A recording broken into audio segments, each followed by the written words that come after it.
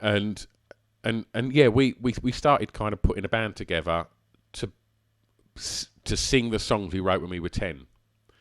And so, we found a guitarist and a drummer, and just when we was all at college, and this was when I was studying mechanics. And so it was a very strange time, Sam, because like, I'm taking nothing away from the lads in my mechanics class. They were top boys. But we would sit there and like, be talking about clutches or whatever stuff is in cars. and I was just thinking, I bet no one in here's heard of the Smiths. And like, and then it was so weird because we'd be queuing up to go into our lesson, and the corridor to the mechanics place was on the same corridor that the art block and the fashion block was down the end. And I'd see these beautiful girls dressed in like really kind of cool alternative clothing walking past, and I was like, they wouldn't look to the left because we was all in overalls and we weren't their bag, but I was like, and I just kind of wanted to sort of reach out and go, I'm one of you. Yeah. But then it'd get to lunchtime, and then every lunchtime I would go and hang out with my other mates that were studying stuff like art, and then we put this band together, and we played our first gig at that college in the lunch break. So what were you doing in the band, Stu?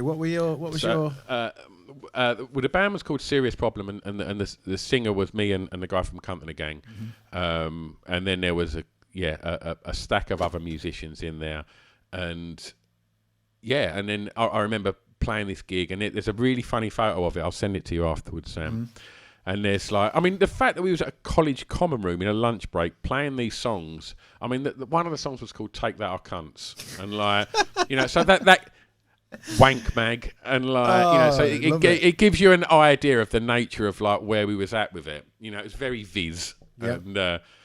and what's brilliant is that there's probably about 300 people in this space all watching, and you can see everybody's laughing. And if you look to the far corner, there's one girl standing there with her arms crossed, looking thoroughly unimpressed.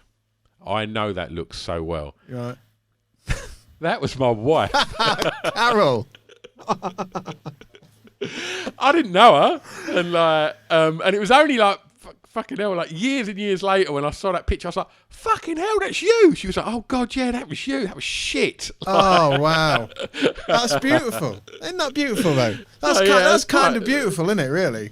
Yeah, it's weird. Yeah, she wasn't impressed then. She's just like not having it. Yeah, like But yeah, and then and it all kind of, from that moment of just doing that little gig, it just walked off.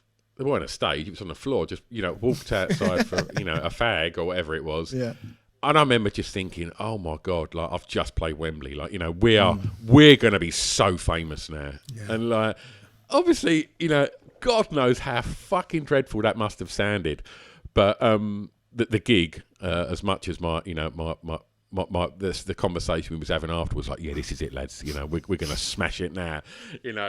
But they're the best days. You've been in bands, Sam. You know it. Them early first gigs are the best things ever because it's all to be played for, isn't it? Yeah. And you're so naive, and there is something. I think it almost comes back to what we were chatting about with lockdown earlier about when a collection of people are kind of there and they want to see the thing or hear the thing. They're there to see it, and you do something, and whether arms are folded or not, there's something happening, isn't there? There's an exchange, and when you're young 100%. And you're naive, and you've held that attention, and people have got something from it.